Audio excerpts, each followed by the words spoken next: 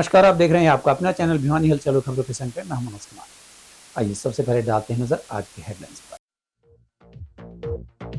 किसान यूरिया खाद का न करे अनावश्यक भंडार, कहा उपायुक्त साहिल गुप्ता ने। गीता जयंती महोत्सव का प्रभात फेरी के साथ हुआ समापन।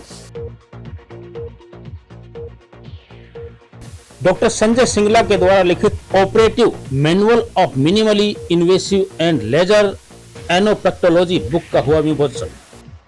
जागृति कॉलोनी वासियों ने ठप सीवरेज व्यवस्था व शुद्ध पेयजल की मांग को लेकर किया प्रदर्शन। और अब खबरें विस्तार से। किसानों के लिए जिले में यूरिया खाद पर्याप्त मात्रा में उपलब्ध है और आवश्यकता अनुसार लगातार आपूर्ति की जा रही है।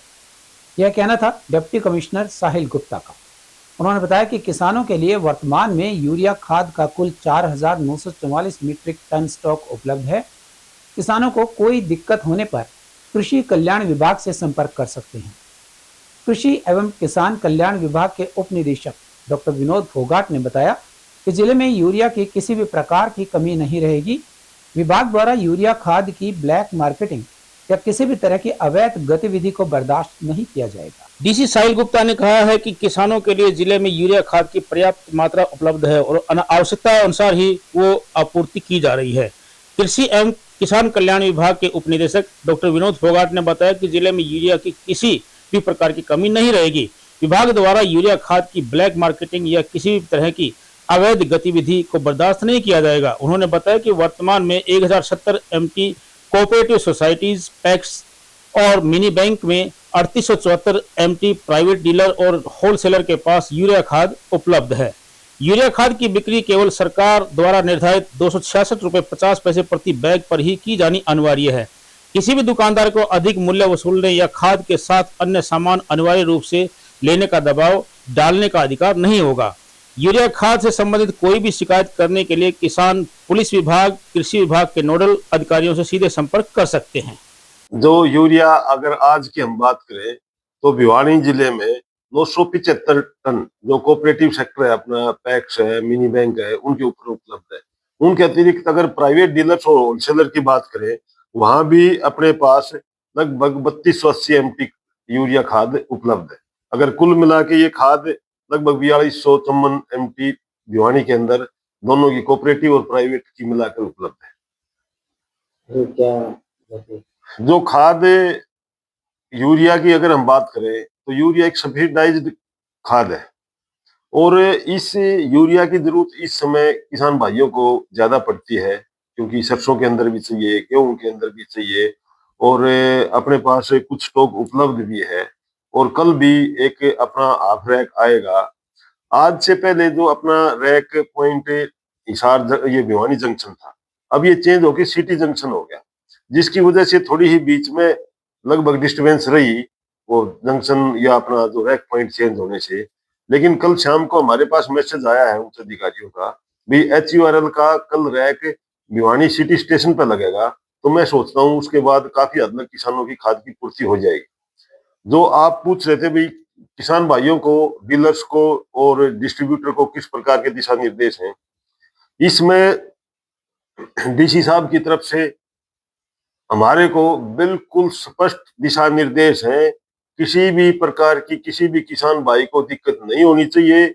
दूसरा ये है कि कोई डीलर, होलसेलर या कोई और डिस्ट्रीब्यूटर अपनी यूरिया खाद के साथ किसी प्रकार का दूसरा मटेरियल लगाता है जिसकी किसान को जरूरत नहीं है, या जो निर्धारित मूल्य 266 रुपये 50 पैसे से ज्यादा बेचता है, उसके खिलाफ तुरंत सख्त कार्रवाई की जाए। स्वामी विवेकानंद हाई स्कूल में चल रहे 41 दिवसीय अंतर्राष्ट्रीय गीता जयंती महोत्सव का समापन प्रभात फेरी और संकल्प समारोह के साथ हुआ।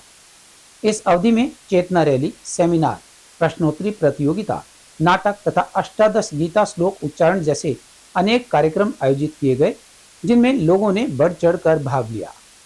वहीं स्कूल के लगभग 700 विद्यार्थियों ने गीता ग्रंथ को नमन करते हुए मुख्य मार्गों पर शांति, सद्भाव और ज्ञान का संदेश दिया। विद्यार्थियों ने हाथों में पोस्टर और बैनर लेकर समाज में गीता के प्रचार प्रसार का आह्वान किया। महंत वेदनाथ महाराज ने कहा कि विद्यार्थियों को न केवल गीता के श्लोक सिखाए गए, बल्कि उसके जीवन उपयोगी संदेशों को भी उन्हें समझाया गया। गीता जयंती महोत्सव के बारे में महंत वेदनाथ महाराज ने बताया कि बीते 41 दिनों में गीता श्लोक ट्रेनर, विद्यार्थियों एवं स्वयं सेवकों ने घर घर, विद्यालयों, सोशल मीडिया और विभिन्न सार्वजनिक कार्यक्रमों के माध्यम से गीता का संदेश जन जन तक पहुंचाया। इस अवधि में चेतना रैली, सेमिनार, प्रश्नोत्तरी प्रतियोगिता, नाटक तथा अष्टादश गीता श्लोक उच्चारण जैसे अनेक कार्यक्रम आयोजित किए गए, जिनमें लोगों ने उत्साहपूर्वक भागीदारी निभाई। वेदनाथ महाराज ने बताया कि विद्यार्थियों को न केवल गीता के श्लोक सिखाए गए बल्कि उनके जीवन उपयोगी संदेशों को भी समझाया गया। संस्थाओं का लक्ष्य है कि हर घर गीता से जुड़े और समाज में नैतिक मूल्यों, सकारात्मक सोच तथा आध्यात्मिक चेतना का विस्तार हो। 41 दिवसीय अभियान इसी उद्देश्य को समर्पित रहा, जिसका समापन संकल्प के साथ किया गया। वैसे तो गीता जो हमारी है, भगवान श्री कृष्ण के मुखार विंद से अर्जुन को जो उपदेश दिया गया था, वो उसमें आध्यात्मिकता भी और सामाजिक भी और शारीरिक भी और पूरे जीवन का एक सार उन्होंने, भगवान ने अपने मुखार विंद से उनको ज्ञान दिया। उसमें लोभ, मोह, अहंकार का त्याग करते हुए और समाज की सेवा प्लस उसके साथ साथ आध्यात्मिकता में भगवान की आराधना और उसके साथ साथ गीता में पूर्ण रूप से, यदि हमारे जीवन की एक कला है, जीवन को एक पूर्ण रूप से सार्थक रखना है, तो उसमें भगवान का ध्यान करते हुए और कर्म करते हुए, क्योंकि कर्म को प्रधान माना गया है।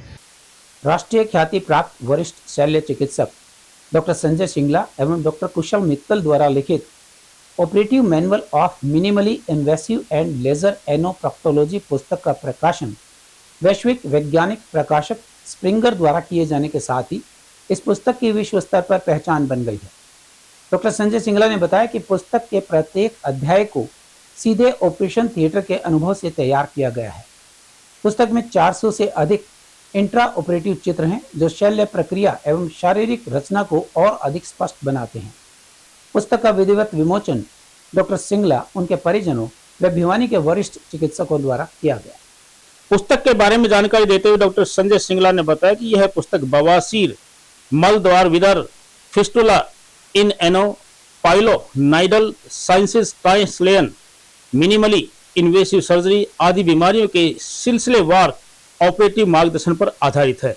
उन्होंने कहा कि पुस्तक के प्रत्येक अध्याय को सीधे ऑपरेशन थिएटर के अनुभव से तैयार किया गया है, जिसमें टिप्स, ट्रिक्स, उच्च गुणवत्ता वाले चित्र, क्लिनिकल फोटोग्राफ्स तथा स्प्रिंगर नेचर मोर मीडिया ऐप के माध्यम से उपलब्ध वीडियो डेमो शामिल हैं। उन्होंने बताया कि पुस्तक में 100 से अधिक इंट्रा ऑपरेटिव चित्र और चित्रण जो शल्य प्रक्रिया एवं शरीर रचना को और अधिक स्पष्ट बनाते हैं को दर्शाया गया है। आज का ये जो अवसर है हम सबके लिए एक बहुत खुशी का विषय भी है और साथ में गर्व का विषय भी है, क्योंकि अब तक ऐसा रहा था कि भिवानी को छोटी काशी कहते रहे, फिर क्यूबा कहते रहे, स्पोर्ट्स की अचीवमेंट्स थी, भक्ति का यहाँ रहा। उसके साथ साथ हमने एक नए क्षेत्र में पदार्पण किया है कि जो मेडिसिन और साइंस भी है, साइंस एंड टेक्नोलॉजी, उसमें भी भिवानी ने अपना एक तरह से परचम लहरा दिया है, वो भी अंतरराष्ट्रीय स्तर पर।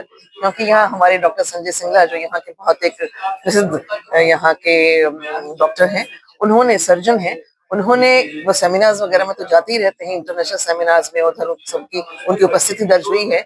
लेकिन अब दुनिया का एक बहुत बड़ा पब्लिशर जो है, अंतरराष्ट्रीय पब्लिशर स्प्रिंगर, उन्होंने इनसे कह के बात करके एक ऐसी किताब इन्होंने लिखी है इस पर, सर्जरी पर, जिसने अपनी जगह उस बेस्ट सेलर्स में, दुनिया के बेस्ट सेलर्स में आते ही बना ली है। और चिकित्सा क्षेत्र में ये जो एक नया इन्होंने कीर्तिमान स्थापित किया है, वो हम लोगों के लिए बहुत प्रेरणादायक भी है, तथ्य भी है। इससे बहुत लोगों को इस फील्ड में भी जाने की प्रेरणा मिलेगी। ये एक बहुत इंस्पिरेशन का सोर्स है और भिवानी के लिए एक बहुत गर्व की बात है कि हम इस क्षेत्र में भी पदार्पण भी कर रहे हैं और इसमें भी अपना कीर्तिमान स्थापित करके अपना लोहा मनवा रहे हैं। मैं डॉक्टर संजय सिंगला आप लोगों से मुखातिब हूँ। ये एक हमने किताब लिखी है जो कि इंटरनेशनल पब्लिशर स्प्रिंगर ने छापी है, और ये किताब इस बारे में है कि कैसे गुदा द्वार के जो रोग हैं, बवासीर, बगंदर, फिस्टुला, फिशर, पाइलोनाइडल साइनस, उनको कैसे इस तरीके से ऑपरेशन किया जाए कि मरीज को कम से कम दर्द हो, उसको कम से कम ब्लीडिंग हो, काम पे जल्दी जा सके, 2 दिन में 3 दिन में अपने काम पे चला जाए, कम से कम दवाइयाँ खानी पड़े। आगे बवासीर का ऑपरेशन होता था, मरीज 10-10 दिन घर पड़े रहते थे, कराते रहते थे। अब ऐसा कुछ नहीं है। इस विषय पे इस किताब को लिखा गया है, क्योंकि इस तरह की कोई किताब अभी तक दुनिया में उपलब्ध नहीं थी। जो पेट के रोगों की बहुत किताबें छप चुकी हैं, लेकिन इस एरिया के लिए ये पहली किताब है। और इसमें खास वर्गीकरण किया गया है कि कौन से मरीजों को मिनिमल एक्सेस से फायदा हो सकता है और कौन से मरीजों को अभी भी दूसरी सर्जरी की आवश्यकता है। तो ये किताब उस जो जगह गैप है उसको फुल करेगी कि कौन से सिलेक्शन डॉक्टर कैसे देखे कि कौन से मरीज में कौन सा ऑपरेशन करना ठीक रहेगा। तो उसको पूरा करने के लिए ये किताब लिखी है। और इसको स्प्रिंगर इंटरनेशनल ने सिंगापुर से पब्लिश किया है, जिनका दूसरे हेडक्वार्टर जर्मनी में। 172 देशों में वो काम करते हैं और उन्होंने इस किताब को छापा है, जो हमारे लिए भी एक बहुत गर्व की बात है और भिवानी शहर के लिए भी गर्व की बात है। मैं इन्हीं शब्दों से आप सबका धन्यवाद करता हूं कि आपने मेरे विचार सुने। जन संघर्ष समिति के नेतृत्व में जागृति कॉलोनी वासियों ने ठप सीवरेज व्यवस्था के विरोध में तथा पीने के पानी की मांग को लेकर प्रदर्शन किया और जन स्वास्थ्य अभियांत्रिकी विभाग के अधिकारियों व जिला प्रशासन के विरुद्ध नारेबाजी की। जन संघर्ष समिति के संयोजक कॉमरेड ओम प्रकाश व दलित अधिकार मंच के संयोजक सुखदेव पालवास ने बताया कि यहाँ 6 महीने से सीवरेज व्यवस्था ठप पड़ी हुई है। गलियों में पानी भरा रहता है, मकानों में सीलन बैठ रही है तथा स्कूली बच्चों, महिलाओं व आम आदमी को आने जाने में भारी परेशानी हो रही है। एसडीओ सूर्य प्रकाश ने शीघ्र ही ठप सीवरेज व्यवस्था को ठीक करवाने का आश्वासन दिया। जागृति कॉलोनी वासियों ने बताया कि यहाँ पिछले 6 महीने से सीवरेज व्यवस्था ठप पड़ी है। गलियों में पानी भरा रहता है, मकानों में सीलन बैठ रही है तथा स्कूली बच्चे, महिलाओं और आम आदमी को आने जाने में भारी परेशानी होती है। उन्होंने कहा कि यहाँ पीने का पानी भी नहीं आ रहा है, नीचे का पानी खारा है। वे स्वयं पैसा खर्च करके पानी के टैंकर मंगवा रहे हैं। उन्होंने ठप सीवरेज व्यवस्था व पीने के शुद्ध पानी वास्ते विभाग व जिला प्रशासन को कई बार अवगत करवाया है, परंतु उनकी कोई सुनवाई नहीं कर रहा है। वहीं कॉमरेड ओम प्रकाश ने कहा कि जागृति कॉलोनी में ज्यादातर प्रवासी मजदूर रहते हैं, उनकी शिकायत पर प्रशासन ध्यान नहीं दे रहा है। यदि उनकी दोनों समस्याओं पर ध्यान नहीं दिया तो वे संघर्ष समिति के बैनर पर जन स्वास्थ्य अभियांत्रिकी विभाग व जिला उपायुक्त कार्यालय भिवानी के सामने प्रदर्शन करने पर मजबूर होंगे। मैं जागृति कॉलोनी में रहती हूँ और यहाँ की समस्या ये है कि यहाँ सीवर भरे रहते हैं और पानी के लिए हमें काफ़ी दूर तक जाना पड़ता है लेने के लिए, और हम कभी कभी खरीद के भी पानी पीते हैं। और यहाँ बच्चों की जाने की जगह नहीं है, सब जगह भरा पड़ा है सीवर लाइन। और आप हमारी समस्या समझिए और हमें पीने का पानी की व्यवस्था करिए। जी, क्या नाम आपका? मेरा नाम जोहरा है। मैं यहाँ जागृति कॉलोनी में 17-18 साल हो गए रहते हैं मुझे। यहाँ समस्या इतनी है कि यहाँ ना पानी का व्यवस्था है, ना यहाँ सीवर लाइन की व्यवस्था है। स्कूल से बच्चे आते हैं, नीचे गिर जाते हैं। और बीमारियाँ, मच्छर इतने फैल रहे हैं, डेंगू इतना हो रहा है, लोग घरों में बीमारियों से परेशान हो रहे हैं। आज जागृति कॉलोनी में आए। ये कॉलोनी बीटीएम और टीआईटी कॉलोनी के बीच में पड़ती है। तोसाम रोड से रास्ता आता है इसका, इधर से भी रास्ता है। आज हमने देखा ये नागरिक 6 महीने से परेशान हैं। यहाँ इनकी सीवरेज भरी पड़ी है, सफाई नहीं हो रही, बाथरूम में पानी चढ़ा पड़ा है गंदगी का। और 6 महीने से लगातार ये समाधान सीवर में भी जा लिए। विभाग के अधिकारी, जो जन स्वास्थ्य विभाग, अभियांत्रिक विभाग के अधिकारियों से भी मिल लिए, लेकिन इनका कोई समाधान नहीं हो रहा। यहाँ पीने का पानी भी नहीं है और जो है परेशान है, ये दूर दूर से पानी लाने के लिए मजबूर हैं। ये कॉलोनी मजदूरों की कॉलोनी है, ज्यादातर इसमें प्रवासी मजदूर हैं। इनकी कोई परवाह नहीं करता, इनसे वोट तो ले जाते हैं लेकिन इनकी परवाह कोई नहीं करता। इसलिए हम ये कहना चाहते हैं जन स्वास्थ्य अभियांत्रिक विभाग के एक्शन एससी से, एसडीओ साहब से, कि 2 दिन में इसकी सफाई करवा दो और पानी की सप्लाई बहाल कर दो, नहीं तो हम जन स्वास्थ्य विभाग के कार्यालय के सामने प्रदर्शन करेंगे। हम जागृति कॉलोनी में आज आए हैं और हम यहाँ देख रहे हैं कि जो यहाँ रहने वाले, जो खासकर जो प्रवासी मजदूर हैं, जो वो रहते हैं। और ये कॉलोनी बीटीएम और लाइन पार है, टीआईटी के पीछे पड़ती है। इस कॉलोनी में जो पीने का पानी की समस्या है पिछले 6-7 महीने से। अब देखिए, दिसंबर के महीने में पीने का पानी नहीं मिल रहा, तो जून के महीने में इनकी क्या स्थिति होगी, गर्मियों में क्या होगी। दूसरा, ये सीवर देखिए आप, सारा मतलब पानी ओवरफ्लो हो रहा है, बंद पड़ा है ये सीवर, गलियों में निकलने का रास्ता नहीं है और यहाँ मच्छर पैदा होते, बीमारी फैलने का भी खतरा रहता है। तो हम यहाँ के जो जिला प्रशासन है, खासकर पब्लिक हेल्थ का जो प्रशासन है और हेल्थ का जो प्रशासन है, स्वास्थ्य विभाग का, उनसे हम ये कहना चाहते हैं कि यहाँ छिड़काव किया जाए और सीवर व्यवस्था और पानी की सुविधा ठीक की जाए। और अब जाने से पहले एक नजर आज की हेडलाइंस पर। किसान यूरिया खाद का न करे अनावश्यक भंडार, कहा उपायुक्त साहिल गुप्ता ने। गीता जयंती महोत्सव का प्रभात फेरी के साथ हुआ समापन। डॉक्टर संजय सिंगला के द्वारा लिखित operative manual of minimally invasive and laser anoproctology book का हुआ विमोचन।